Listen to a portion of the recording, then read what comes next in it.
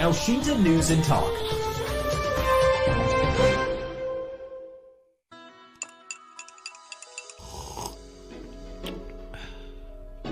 Power Breakfast.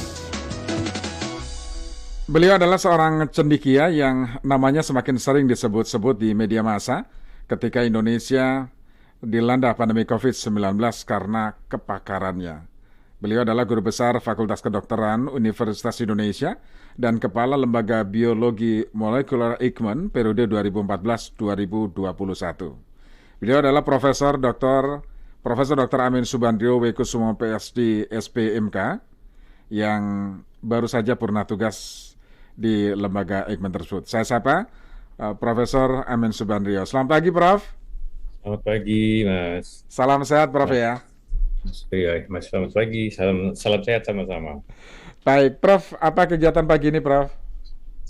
Pagi ini ya seperti biasa, rutin bangun pagi, sholat, olahraga sedikit, sarapan, dan siap berangkat kantor. Jadi mulai subuh sudah mulai padat kegiatannya, Prof ya? Ya, disibukkan aja. Disibukkan saja. Sempat sarapan nggak, Prof, sebelum berangkat kantor, Prof? Oh, wajib itu. Wajib, setiap ya? pagi. Ya. Ada yang berubah tidak, Prof, sebelum masa pandemi dan semasa pandemi seperti sekarang ini, Prof? Dari aktivitas kesehariannya? Kalau sehari-hari di rumah sih tidak ada perbedaan sih semuanya.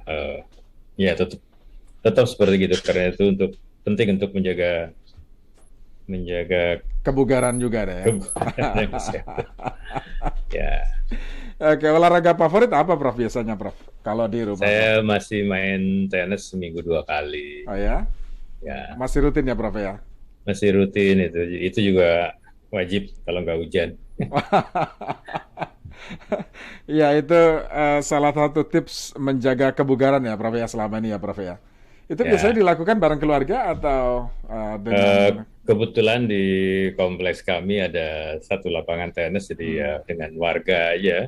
Ya, rutin ya. Setiap Sabtu Minggu begitu, Prof? Eh, Rabu Minggu ya. Rabu sama Minggu ya. Rabu paling sepulang kantor, sore berarti ya, Prof ya? Pagi sebelum Oh, pagi. kantor. Oh, sebelum jadi ke pagi. kantor. Oh, Ya, sempat juga ya, Prof ya?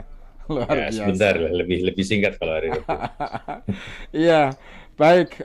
Prof, setelah purna tugas di Lembaga Eijkman, apa kegiatan selanjutnya, Prof? Hampir tidak berkurang sih sebenarnya, karena selama ini juga saya kan sebagai guru besar ada kegiatan mengajar, menguji, mengoreksi ujian, membimbing mahasiswa S2, S3,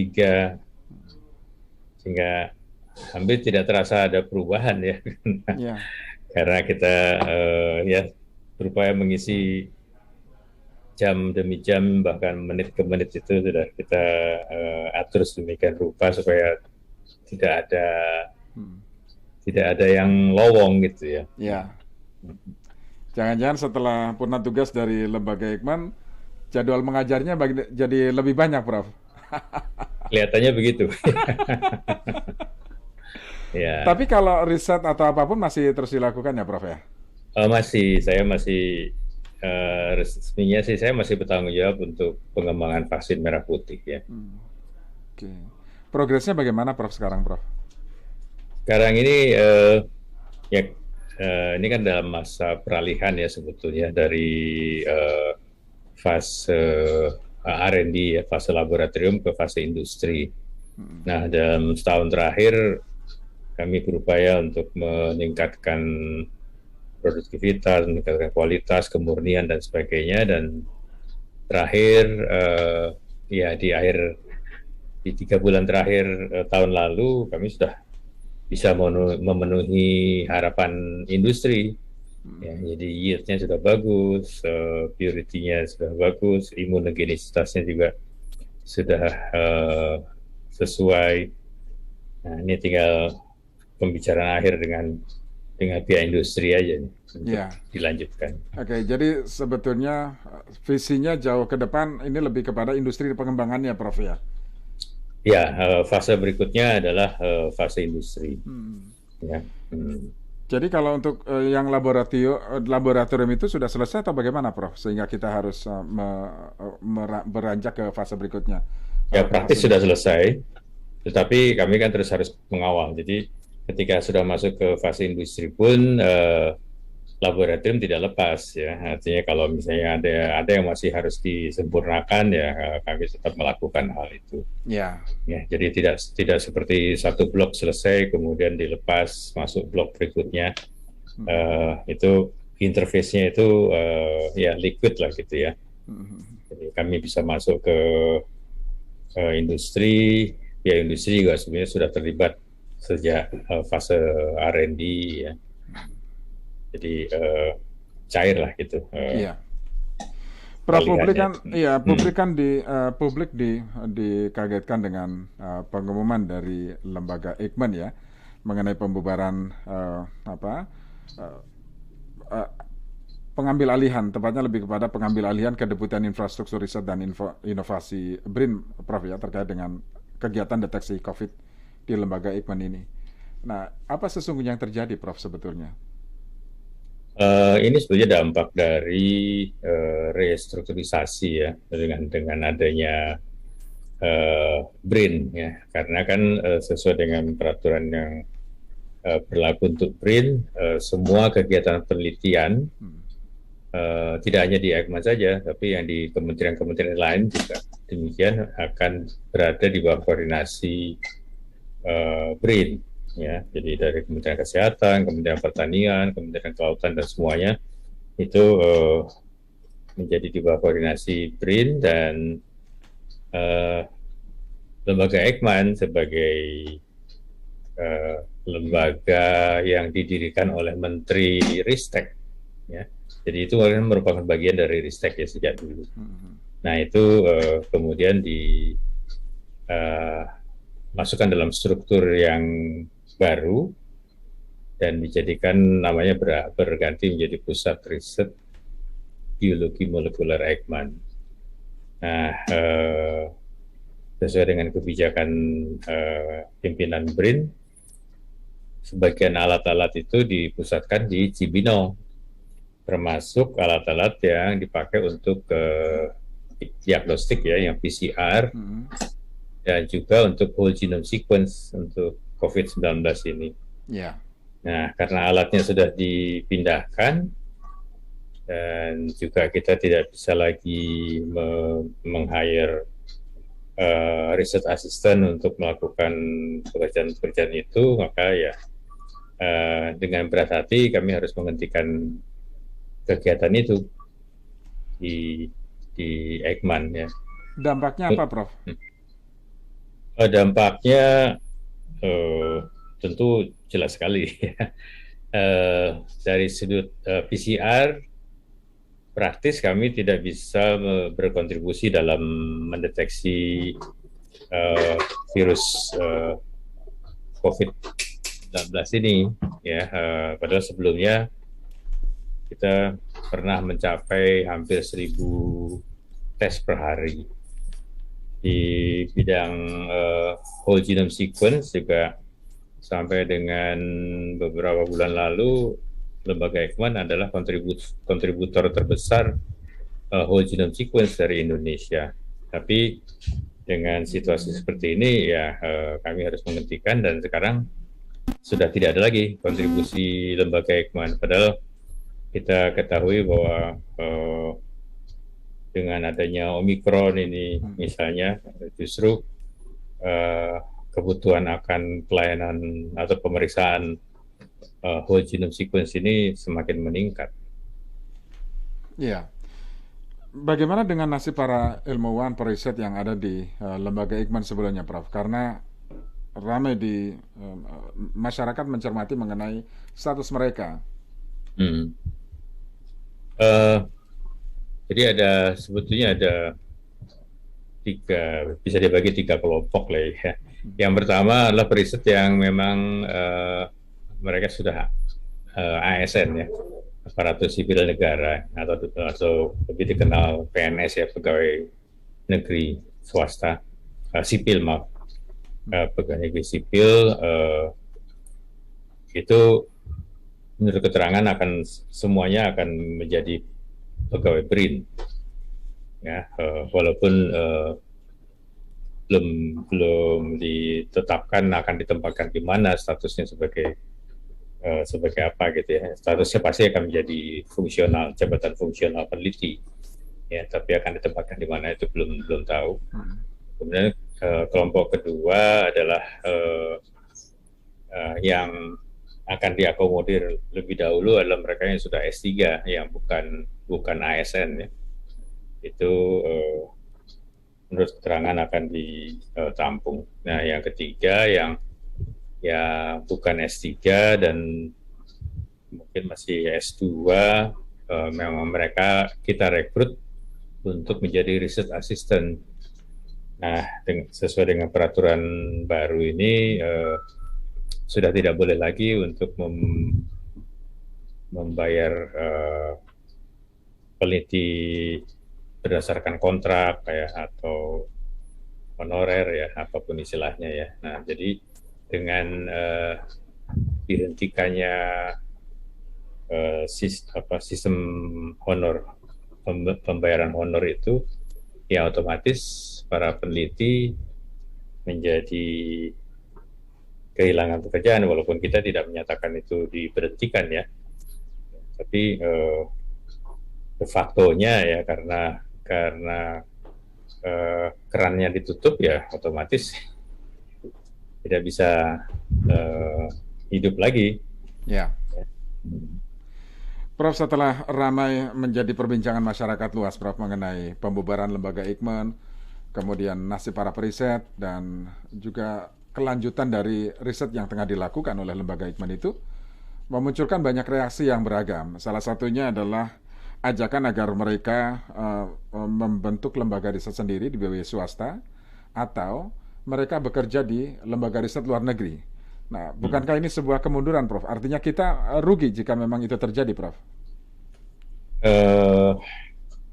Ya, artinya semua peneliti yang bekerja di lembaga Eijkman ya, itu masuk di Eijkman itu melalui proses seleksi yang sangat ketat. Dan kita betul-betul memilih mereka yang bisa memberikan performance yang sangat baik, dan mereka sudah membuktikan bahwa mereka adalah peneliti-peneliti yang handal dan juga passionate ya. Mereka siap kerja bahkan sampai di luar jam kerja sampai malam tanpa memperhitungkan remunerasi dan sebagainya. Jadi dedikasinya sangat tinggi, tapi juga keahlian, keterampilan itu sangat bagus, sehingga ketika mereka harus meninggalkan lembaga Eijkman itu ya tergolong banyak lembaga-lembaga ataupun perusahaan yang memiliki laboratorium yang ya menurut istilah mereka bahkan kejatuhan durian. Ya, jadi mereka udah tinggal memetik saja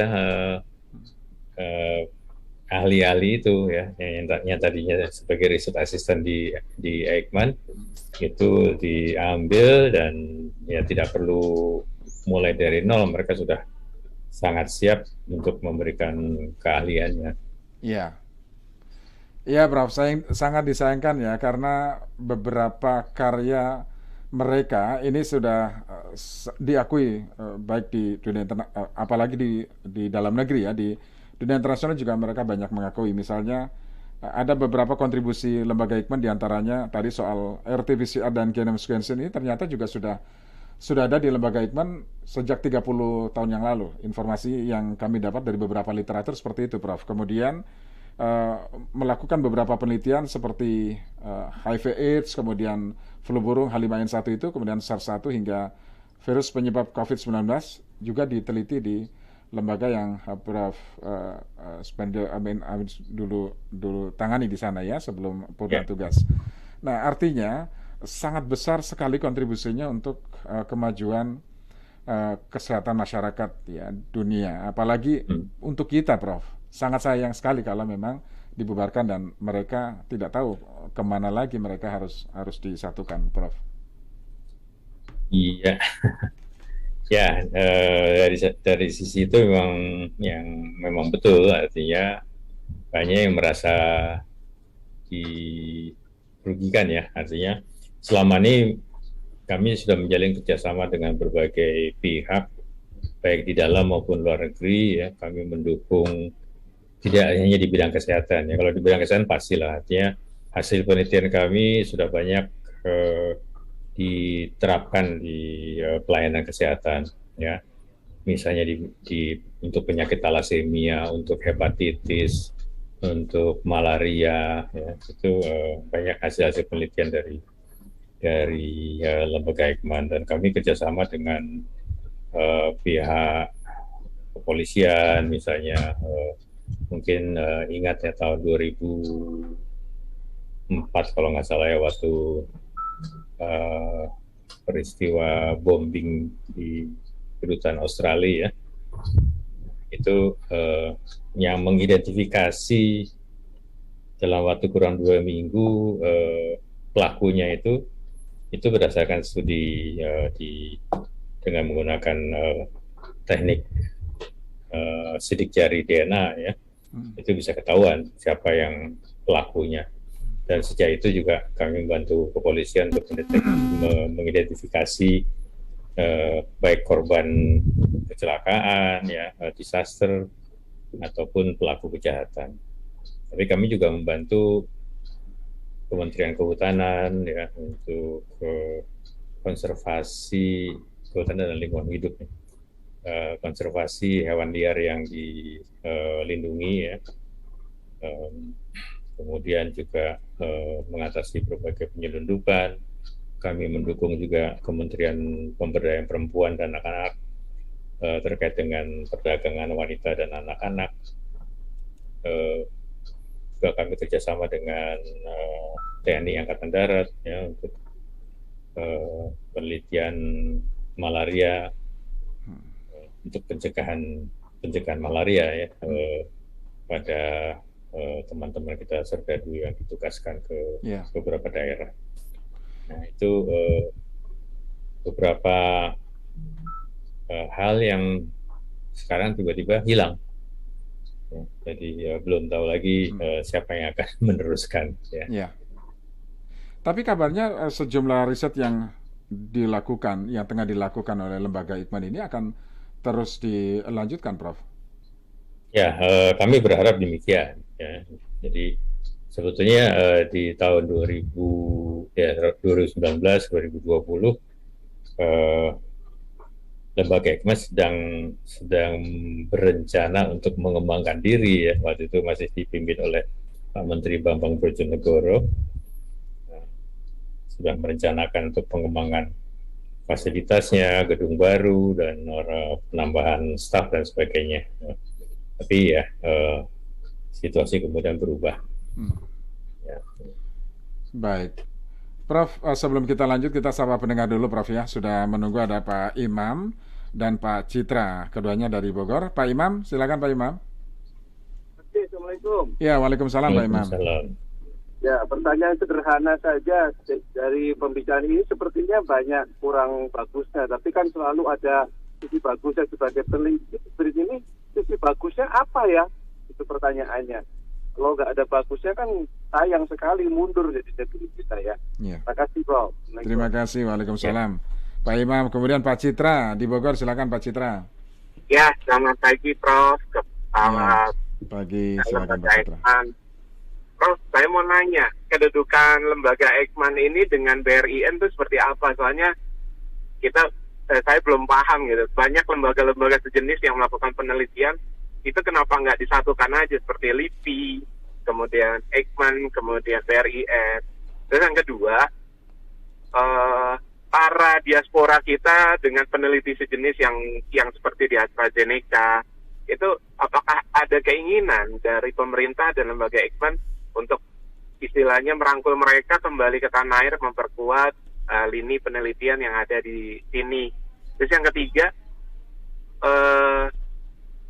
bagaimana kedepannya tentang milestone vaksin buatan kita itu merah putih. Terima kasih, Prof. Ya, terima kasih Pak Citra, Pak Imam dan Pak Citra. Sebelum ditanggapi, saya tambahkan tanggapan dari akun Nugroho B812 melalui Twitter. Sebuah kehilangan besar kalau memang benar, ya. 120 tenaga ahli lembaga Eijkman diberhentikan. Prof, silakan ditanggapi, Prof.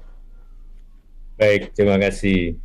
Ya, jadi kalau ditanya apa sih sebetulnya benefit ya atau keuntungan dari perubahan ini, ya sebetulnya ini merupakan respon dari di tahun ya kira-kira 2-3 tahun yang lalu, mungkin 3 tahun yang lalu ya, Bapak Presiden itu pernah mempertanyakan ya anggaran pemerintah sekian triliun, saya kalau tidak salah itu sekitar 24,7 triliun yang dianggarkan untuk penelitian itu hasilnya apa. Nah, dari situ kemudian dibuatlah perubahan-perubahan untuk bisa meningkatkan produktivitas para peneliti. Nah, salah satu konsep yang kemudian dikembangkan adalah BRIN. Maksudnya, seingat saya waktu itu ya, waktu 3 tahun, waktu konsep itu masih digodok, itu adalah untuk mengkoordinasikan kegiatan-kegiatan penelitian, ya, agar lebih efisien dan lebih produktif. Nah, itu sebetulnya memang dibutuhkan ya, karena kita mengidentifikasi juga ada penelitian yang diulang-ulang atau penelitian sama dikerjakan oleh banyak institusi tanpa koordinasi, ya masing-masing punya pride sendiri-sendiri. Ya. Nah, itu yang perlu dikoordinasikan. Itu sisi baiknya. Tetapi ketika ini dituangkan, sebelum itu ya, tadi ditanyakan apakah nggak sebaiknya digabungkan ya. Memang konsep yang sekarang ini semua kegiatan penelitian itu dipindahkan menjadi di bawah BRIN, ya, sehingga litbang kementerian pun itu kegiatannya dan juga sebagian dari penelitinya itu dialihkan menjadi di bawah BRIN, ya, mereka menjadi misalnya pegawai BRIN.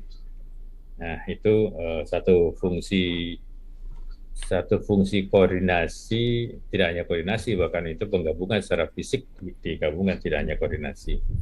Ya, ya maksudnya sih untuk itu. Tapi juga ada hal lain, peralatan juga dijadikan satu. Jadi konsepnya yang dianut adalah semacam co-working space, ya, di mana peralatan ruangan penelitian itu dipakai bersama-sama secara bergantian. Ya, teknis pengaturannya gimana saya masih belum memahami sepenuhnya. Tapi dari informasi awal adalah itu akan dikelola oleh satu badan, ya, salah satu deputi infrastruktur yang akan mengatur nanti siapa aja yang membutuhkan alat A, tinggal daftar. Nanti kalau sudah datang gilirannya itu bisa dipakai. Itu salah satu upayanya untuk menyatukan lembaga-lembaga tadi.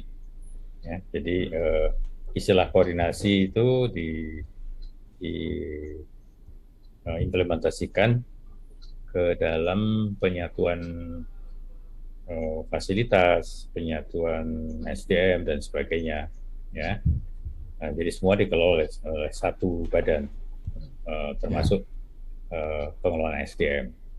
Nah, terkait dengan vaksin merah putih tadi saya sudah singgung juga di awal. Saat ini masih tetap berjalan, kami masih memiliki komitmen untuk menyelesaikan vaksin merah putih. Jadi, mudah-mudahan ini betul kalau menurut klaimnya dari pimpinan BRIN akan dibiayai. Nah, ini saat ini tinggal pembahasan antara industri dengan BRIN, bagaimana gonogininya, ya, artinya pembagian pembiayaan, dan juga nanti kalau misalnya di kedepannya ada ada royalti dan sebagainya, itu pembagiannya gimana? Itu akan diselesaikan oleh para pimpinan, ya.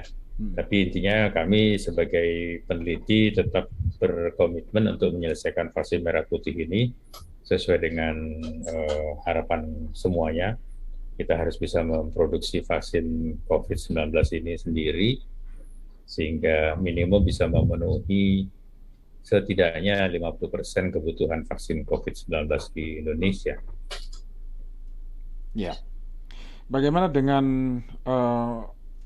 upaya untuk menyatukan para peneliti kita ya, yang mereka berkarir di luar negeri, melakukan sejumlah penelitian yang memang sebetulnya sangat dibutuhkan juga untuk penanggulangan COVID di Indonesia. Apakah mereka pernah misalnya disatukan misalnya, Prof? Ya, wacana ke arah sana memang sudah didengungkan saya kira sejak pertengahan tahun lalu ya, apalagi sejak misalnya AstraZeneca berhasil menghasilkan vaksin itu, kemudian kita mengetahui bahwa salah satu dari orang yang berperan dalam keberhasilan itu adalah orang peneliti Indonesia. Nah, tentu ada keinginan untuk mengundang mereka pulang. Ya, ada dua saya kira yang setidaknya yang diidentifikasi kalau mereka bisa diminta untuk kembali ke Indonesia untuk memimpinlah kegiatan pengembangan vaksin, itu akan sangat diharapkan sangat membantu ya. Tapi tentunya ada beberapa kondisi yang harus kita penuhi tentunya ya. Kita mengundang orang ahli-ahli, tapi kalau lapangan bermainnya tidak cukup atau ya termasuk remunerasinya dan sebagainya, itu tentu akan sangat menentukan yang bersangkutan mau atau tidak kembali ke Indonesia. Baik, Prof, kita sapa selanjutnya ada Pak Yuda di Jakarta Timur. Pak Yuda, silakan Pak Yuda. Assalamualaikum warahmatullahi wabarakatuh. Ya, waalaikumsalam warahmatullahi wabarakatuh. Kali bisa berkomunikasi dengan Bapak. Ini Pak, kalau riset rasanya Indonesia tidak kurang ya. Tapi mungkin persentase menjadi sebuah produk akhir atau teraplikasi itu mungkin masih rendah. Entah karena sulitnya mendapatkan industri yang berminat atau regulasi itu sendiri. Nah, saya hanya usul saja Pak. Kan ada juga koordinator yang bernama BRIN ya, Badan Riset dan Inovasi Nasional. Mengusulkan nama saja Pak. Karena melihat aplikasi yang begitu rendah, nama BRIN itu dirubah menjadi BRAIN. Kenapa BRAIN? BRAIN dari otak, BRAIN itu singkatannya adalah Badan Riset, Aplikasi, dan Inovasi, Pak Prof. Jadi nggak cuma sekedar riset, tapi juga aplikasi. Karena riset di Indonesia itu bisa dikategorikan sebagai suatu kegiatan yang terjebak di dalam lembah kematian, Death Valley.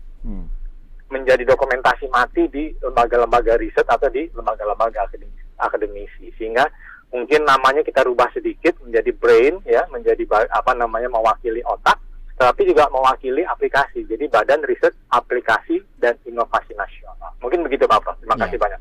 Baik, terima kasih Pak Yuda. Langsung ditanggapi Prof. Terima kasih Pak Yuda. Ya, gagasan yang sangat baik ya untuk ini juga bisa meningkatkan semangatnya. Tapi ingin saya komentari sedikit bahwa kenapa itu yang disampaikan oleh Pak Yuda tadi terjadi, artinya banyak riset yang ya istilahnya setelah selesai ya tinggal berupa laporan saja ya, tidak sampai ke industri ya, itu sudah masuk di Valley of Death ya. Nah, banyak penelitian yang dilakukan itu tanpa melibatkan industri dari awal. Sehingga ketika mereka merasa menyelesaikan penelitiannya dan mereka tawarkan ke industri, ternyata industri bilang, wah ini nggak cocok dengan platform kami. Ya, jadi itu harus diulang lagi. Nah, jadi fenomena yang terjadi sebetulnya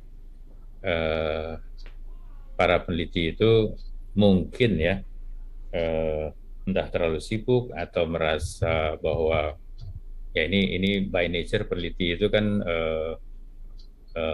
orang-orang yang soliter ya, artinya mau kerja sendiri aja, orang lain artinya lebih tertutup gitu ya, tidak ingin berkomunikasi sampai selesai ya. Kalau udah selesai baru diceritakan. Tapi itu di satu sisi menyebabkan bahwa produk penelitiannya itu sulit diterima oleh industri ya, karena ada berbagai persyaratan atau prosedur yang tidak dipenuhi ya. Misalnya kita mengembangkan suatu bahan obat lah gitu ya, biologis gitu ya, sudah dikembangkan, diuji di laboratorium, memang berfungsi, artinya obat itu bisa menimbulkan atau misalnya katakanlah antibiotik atau ya apapun yang bisa membunuh mikroba kah atau menyembuhkan suatu penyakit ya, tetapi dalam pengembangannya itu mereka melewatkan beberapa proses yang harus dilakukan. Nah, ketika itu ditawarkan ke industri bilang ini belum memenuhi persyaratan, jadi harus diulang lagi. Nah, ketika industri minta untuk diulang lagi, ya para peneliti keberatan, ya, atau sudah tidak punya anggaran lagi untuk melakukan pengulangan, ya, atau setidaknya itu sudah kehilangan waktu kan. Sementara di luar sana barangkali kompetitornya sudah jalan lebih cepat. Ya. Nah, itu beberapa situasi yang menyebabkan banyak penelitian yang berakhir di laporan saja. Ya. Oke, ada Pak Agustinus di Bogor yang juga sudah menunggu. Pak Agustinus, silakan Pak Agustinus. Ya, selamat pagi, Prof. Ya, silakan Pak. Pagi. Bagi kami ya sangat miris sekali mendapatkan berita adanya pemberhentian ya dari peneliti dalam jumlah yang cukup banyak ya. Sedangkan kita untuk menemukan orang yang berdedikasi untuk melakukan suatu penelitian itu juga nggak mudah. Jadi jangan mengatasnamakan karena pimpinan kita mengatakan mana hasilnya, atau yang kedua adanya hambatan di dalam hasil penelitian kepada bidang industri membuat diambil suatu kebijakan dengan mendirikan BRIN, kemudian memutus orang-orang yang sudah melakukan pengabdian, melakukan penelitian dengan begitu saja. Kan sebenarnya masih bisa dicari jalan keluar. Kalaupun misalnya industri tidak bisa menerima segala macam, justru bukan seharusnya mendirikan BRIN, justru mendirikan suatu lembaga yang mampu menjalani seperti fasilitator supaya terjadi jalan keluar bagi hasil penelitian dengan industri, bukan mendirikan BRIN. Jadi ini yang saya lihat, karena Presiden Jokowi meminta mana hasilnya, seperti kata Profesor tadi, ini merupakan respon dari Presiden, kemudian industri juga bermasalah di dalam menerima hasil penelitian sehingga didirikan badan BRIN, kemudian dilakukan, kemudian langkah berikutnya pemecatan. Ini menurut saya nggak masuk di akal. Sebaiknya justru mendirikan sebuah lembaga titik tengah, fasilitator untuk supaya hasil penelitian ini dapat diterima oleh industri. Ya, seorang peneliti mungkin tidak mampu memahami apa yang diinginkan oleh industri. Industri pun mungkin tidak memahami apa yang sudah dilakukan oleh seorang peneliti. Jadi inilah yang mestinya difasilitasi, bukan memecat dan kemudian mendirikan lembaga penelitian riset lain. Itu sih kalau pendapat saya, Prof. Ya. Terima kasih. Terima kasih Pak Agus. Iya. Langsung ditanggapi, Prof. Ya, terima kasih Pak Agustinus. Ya, memang situasinya harusnya demikian. Idenya ya. Nah, pendirian BRIN itu ya memang merupakan respon ya terhadap pertanyaan Bapak Presiden waktu itu ya. Hanya saja mungkin ya yang terjadi ini juga banyak masukan dari teman-teman.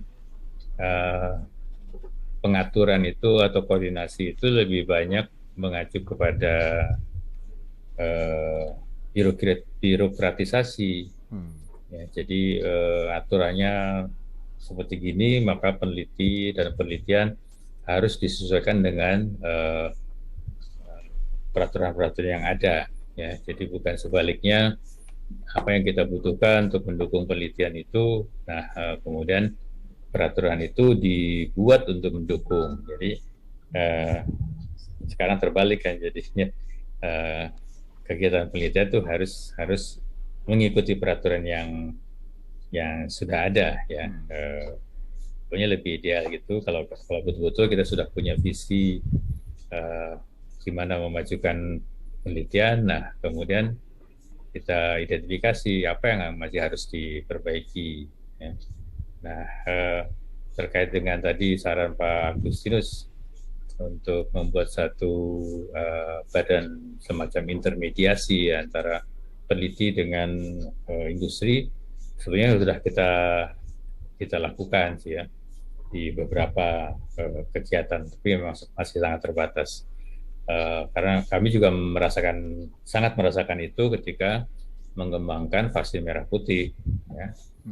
Kami beruntung bahwa sejak awal pembahasan, ya, bahkan sebelum saya menerima mandat untuk mengembangkan vaksin merah putih, ya, di Januari 2021,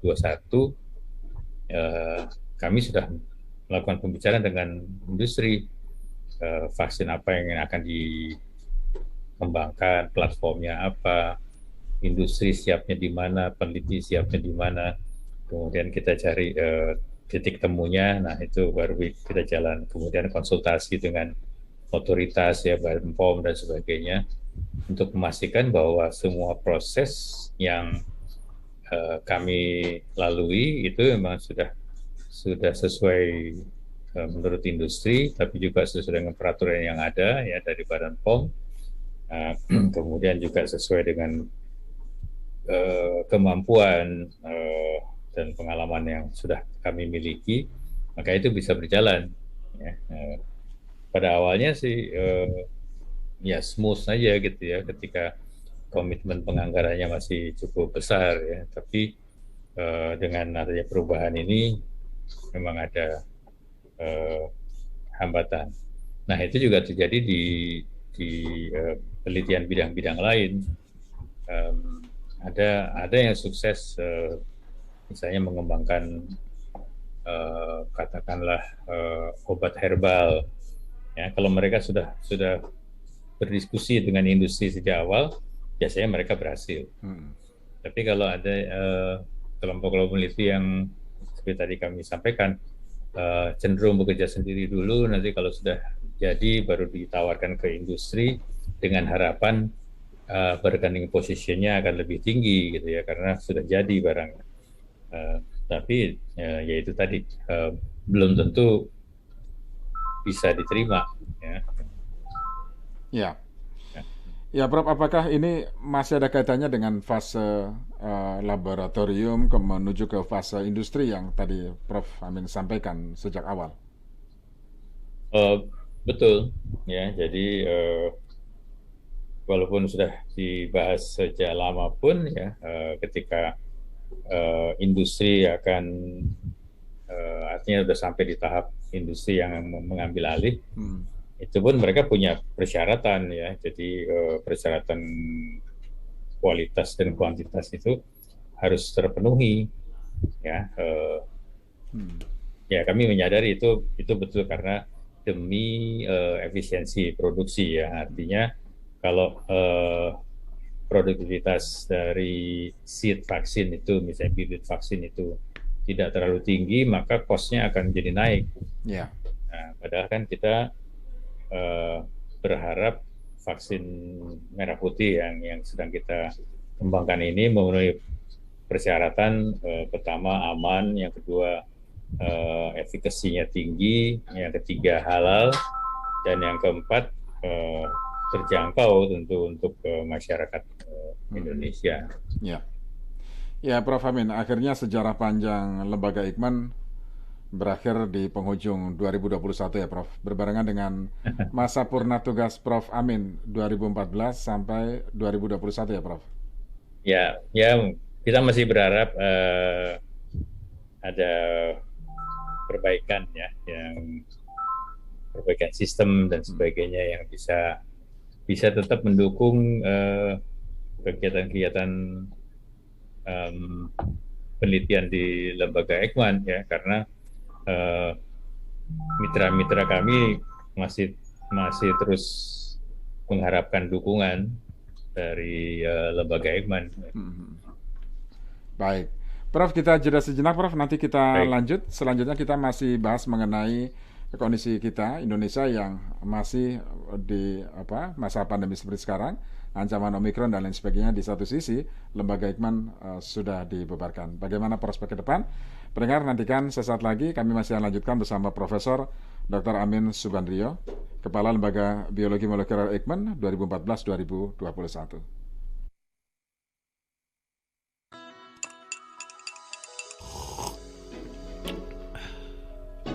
Power Breakfast.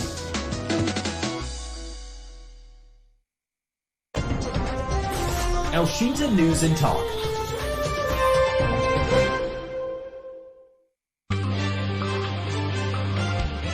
Elshinta Update.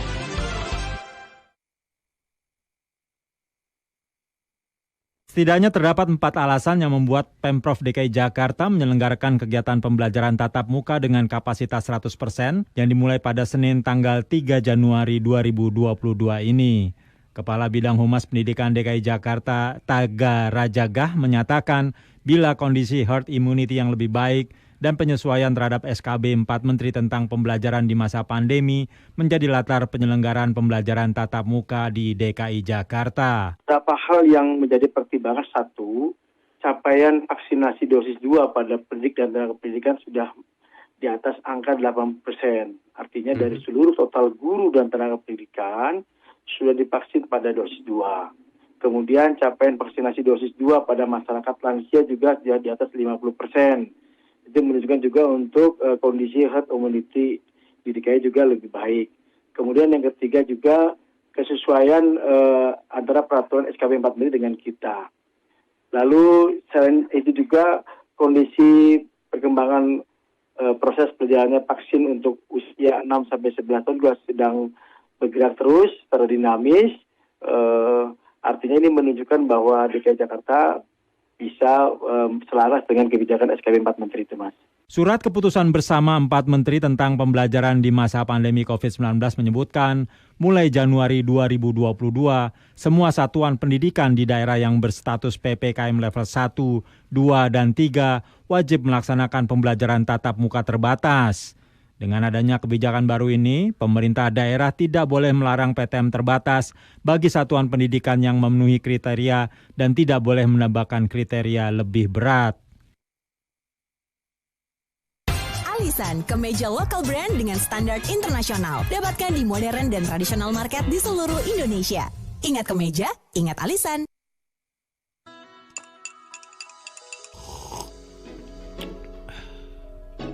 Power Breakfast.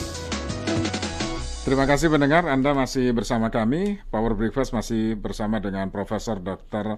Amin Subandrio Wekusumo PhD SPMK, Kepala Lembaga Biologi Molekuler Eijkman periode 2014-2021. Prof, kita lanjut Prof ya. Terima kasih Prof. Oke. Prof, kita tahu bahwa beberapa hari yang lalu Presiden Joko Widodo mengumumkan bahwa Indonesia memperpanjang status kebencanaan pandemi COVID-19. Nah, pada saat yang sama, kita juga tengah bersiap memasuki masa endemi 2022 ini, Prof. Apa yang harus kita persiapkan sebagai masyarakat, Prof? Ya, sebagai masyarakat, kalau kita bicara masyarakat itu tentu tidak hanya masyarakat menengah ke bawah ya, tapi seluruh lapisan masyarakat dan bahkan mungkin terlibat juga pemerintah. Yang dapat saya sampaikan terkait dengan hal ini, walaupun saat ini kita berkonsentrasi dengan Omikron ya, kita mengkhawatirkan bahwa Omikron itu akan menyebabkan gelombang yang tinggi seperti yang kita alami di bulan Juli yang lalu ya. Nah, tapi kalau melihat sifat-sifatnya Omikron, walaupun dia cepat menular, tapi tidak menyebabkan gejala klinis yang berat ya. Justru kita harapkan kalau Omikron ini tetap seperti sifatnya seperti ini, cepat menyebar, tapi tidak menimbulkan masalah kesehatan yang berat, maka dia akan menggantikan varian-varian lain ya, termasuk varian Delta dan turunan-turunannya, sehingga apa yang kita harapkan kita bisa masuk ke dalam era endemis itu bisa lebih cepat tercapai ya. Mudah-mudahan sih seperti itu ya. Dan pemerintah Indonesia sudah berupaya kuat untuk mencegah masuknya Omikron ke Indonesia, dan setelah masuk pun diupayakan kuat untuk tidak terjadi penularan lokal secara masif. Nah, kita diharapkan ya, masyarakat diharapkan untuk tetap berdisiplin. Intinya adalah mencegah jangan sampai virus itu mendapat kesempatan menemukan host baru. Ya, artinya kita harus berupaya untuk memutuskan rantai penularan. Kenapa demikian? Karena virus itu akan terus-menerus bermutasi. Setiap kali dia memperbanyak diri, dia akan bermutasi, dan proses mutasi itu yang justru menyebabkan kemungkinan dia bisa menjadi lebih kuat atau menjadi lemah. Ya, oleh karena itu kita harus mencegah jangan sampai virusnya bereplikasi. Kapan virus bereplikasi? Kalau dia bisa menginfeksi host baru. Ya, oleh karena itu kita harus berupaya kuat untuk memutuskan rantai penularan sehingga tidak memberi kesempatan si virus itu menemukan host baru. Nah, memutuskan rantai penularan ini perannya adalah justru di kita semuanya, di masyarakat, semua lapisan masyarakat.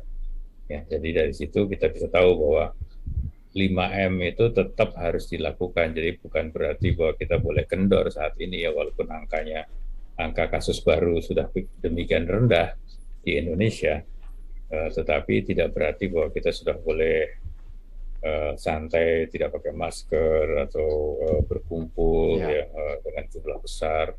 Itu yang harus disadari oleh masyarakat, bahwa pandemi belum usai ya.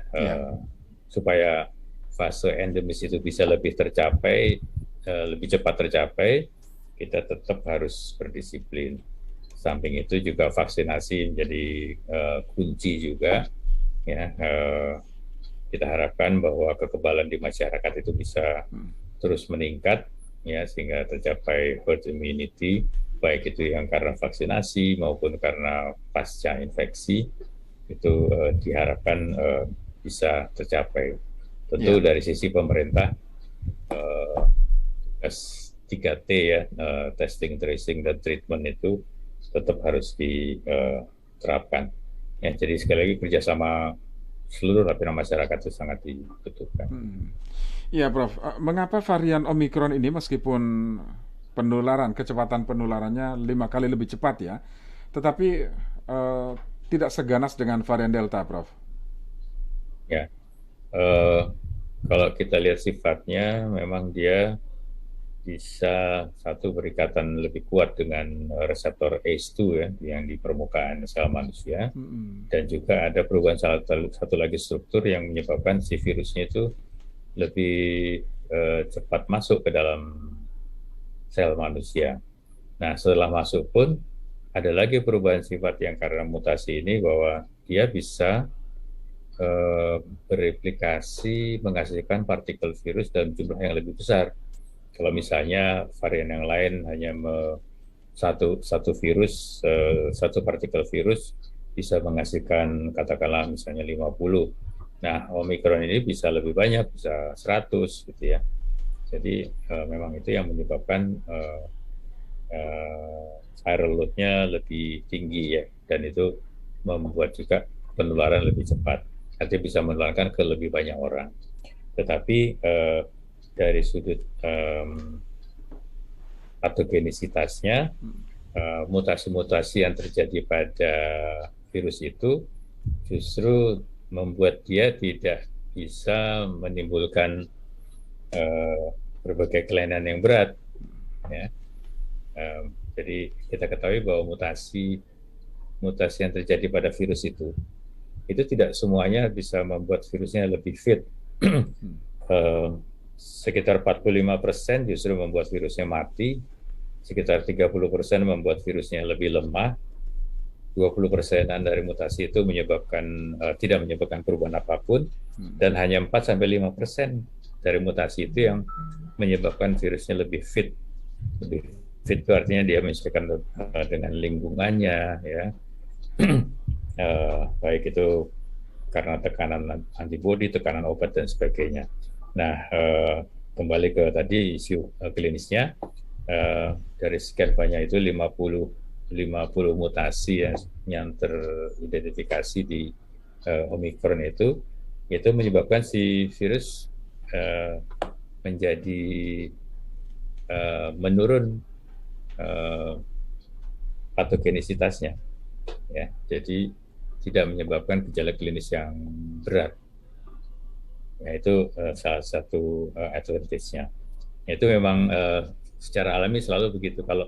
Kalau dia menyebabkan gejala yang berat, maka dia tidak bisa menyebar lebih cepat, ya, karena penderitanya atau orang yang tertular itu akan sakit dan tidak bisa bepergian jauh, ya. Tapi dalam kasus Omicron ini misalnya kita lihat karena dia hanya menyebabkan gejala ringan atau sebagian besar OTG, justru orang-orang yang bawa virus itu karena tidak merasa sakit, dia mobile, jadi pergi kemana-mana, ya, termasuk jarak jauh dan sebagainya.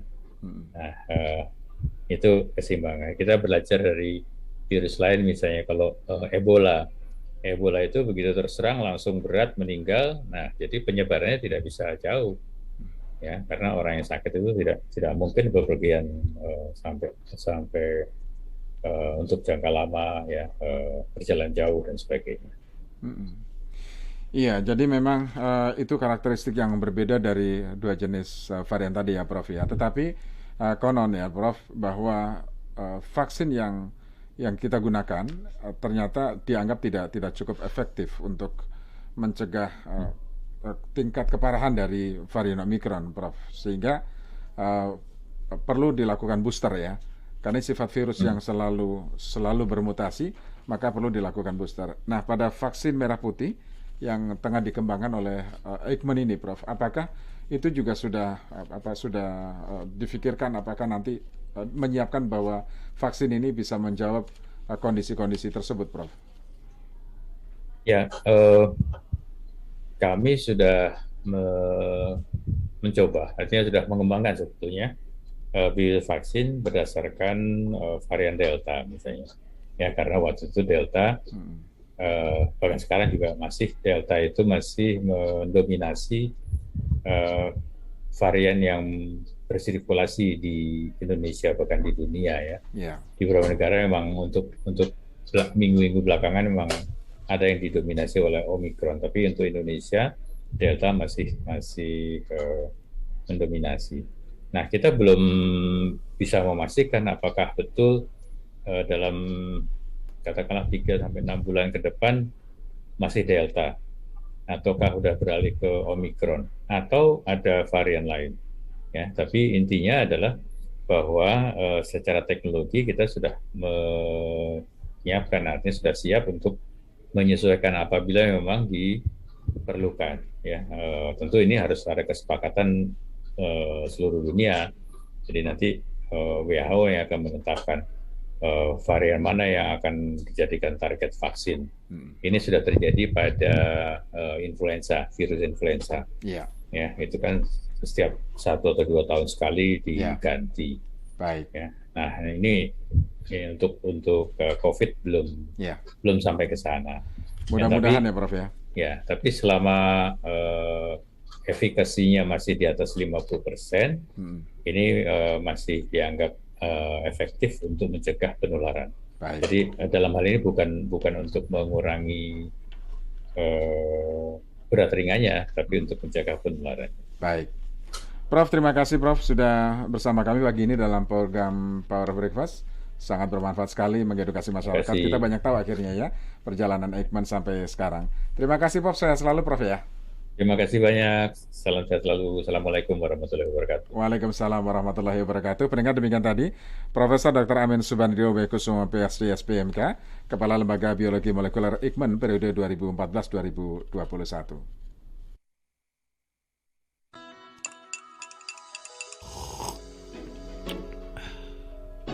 Power Breakfast.